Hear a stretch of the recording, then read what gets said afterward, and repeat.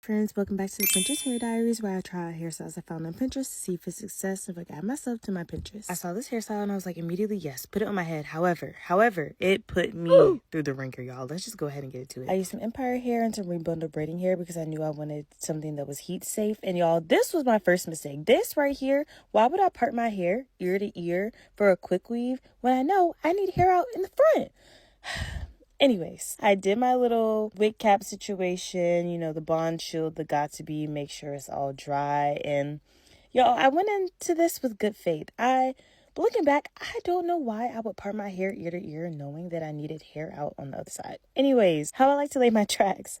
I like to measure them out first, cut it, and then I smooth the glue on the weft. And then I like to put them in a U-part motion so you can't see the different tracks on the side, and then you're going to have a little bit of eating space at the top. However, we're not going to lay them like this. Just follow me, y'all. I was struggling.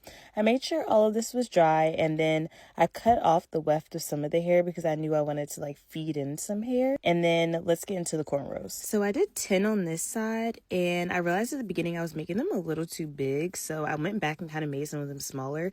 And like I was saying earlier, I wanted to feed in some of that hair, kind of like boho braids, because I wanted it to just blend seamlessly with the quick weave in the back. And then when I got to the other side, my mistake. So I went ahead and parted that hair out. I added some more tracks. Y'all, I don't even want to get into it. It was 5 a.m. at this point. I was literally in distress. I will say I wish I made the cornrow part of these a little bit longer, but a little tip that I figured out how to do was kind of to part some of that hair out and do individual braids just to blend everything together. And then, y'all, this was 5:30 in the morning, and I saw that you could see the tracks, and I said, oh baby, I'm going to sleep.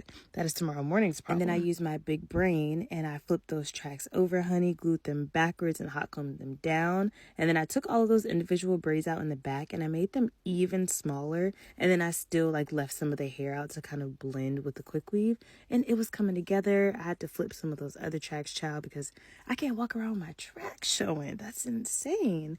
And then I did my little chop, and I did flip the ends up, but I didn't like it like that. So I called in some backup, did a little bit more trimming, and then I bumped the ends, and I said, oh baby, this is eating.